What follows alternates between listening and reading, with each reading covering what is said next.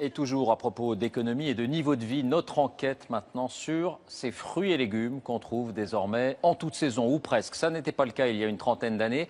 Exemple ce soir, la filière des tomates. Un pays est en train de s'imposer comme le plus gros fournisseur en France et en Europe. Il s'agit du Maroc. Dans quelles conditions et à quel prix? Laurent Desbonnets, Valérie Lucas avec notre bureau à Montpellier. Elles sont présentes sur les étals toute l'année, été comme hiver. Les tomates. En ce moment, la plupart viennent du Maroc. 1,60 € le kilo, mais pas toujours au goût des vendeurs. Pas terrible. C'est pas trop la saison, hein. Où sont cultivées ces tomates, vendues même en hiver? Comment les prix peuvent-ils être si bas, hors saison? Nous avons remonté toute la filière de la tomate. Et c'est à Agadir qu'il faut aller, dans le sud du Maroc.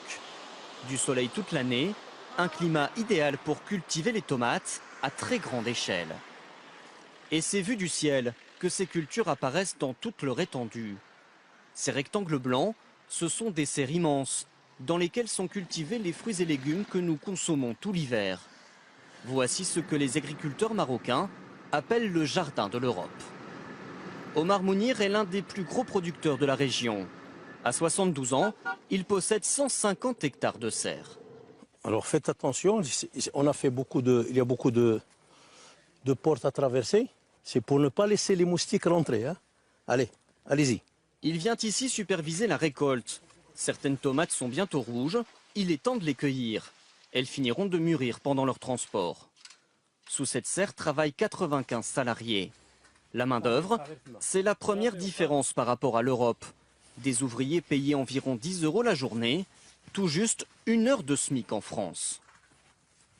Le coût de la main-d'œuvre, c'est vrai, c'est moins cher qu'en Europe, mais ce n'est pas le même niveau de vie.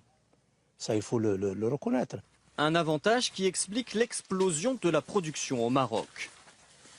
Il y a 20 ans, il n'y avait quasiment aucune serre au Maroc. Aujourd'hui, elle recouvre 6000 hectares, c'est plus que la superficie d'une ville comme Lyon. Et pour produire toujours plus et moins cher, les producteurs peuvent compter sur ce centre de transfert de technologie. Une ferme expérimentale qui n'a qu'un seul objectif, augmenter les rendements. Le directeur, c'est Brahim Wadish. Dans ses serres, il fait la chasse au gaspillage. Ici, par exemple, un système d'irrigation qui programme les arrosages à la goutte près. Ici, on veut économiser de l'eau. Donc on veut voir quelle est la dose et la fréquence optimale pour avoir le meilleur rendement. Et on peut économiser jusqu'à combien d'eau? On peut économiser jusqu'à 50% d'eau. Un peu plus loin, le scientifique perfectionne des techniques de culture hors sol, semblables aux plus modernes employées en Europe. Des blocs de plastique remplis de fibres végétales. Avec ces innovations, la culture marocaine est ultra compétitive. Ses importations en France ont plus que doublé depuis 10 ans, quand la part de marché des grandes rivales espagnoles est en légère baisse. Cette recette, efficace pour la tomate, les producteurs l'appliquent désormais à d'autres cultures, comme celle du poivron. Dans sa station de conditionnement, Omar Mounir emballe ce jour-là des légumes cueillis il y a quelques heures seulement. Ce qui est en train d'être préparé, il va être, une fois refroidi, il va être chargé dans la nuit.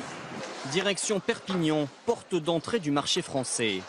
Et côté transport, les producteurs font là aussi tout pour réduire les coûts. Il y a 10 ans, toute la marchandise partait par camion. Coût 21 centimes par kilo. Le bateau est aujourd'hui moins cher, seulement 15 centimes par kilo. Désormais, 40% des tomates marocaines partent donc vers la France par la mer. Elles mettent à peine 3 jours pour arriver sur nos étals. من المشاهدين الاشتراك في القناة وتفعيل الجرس ودعمنا بلايك وبارطاجي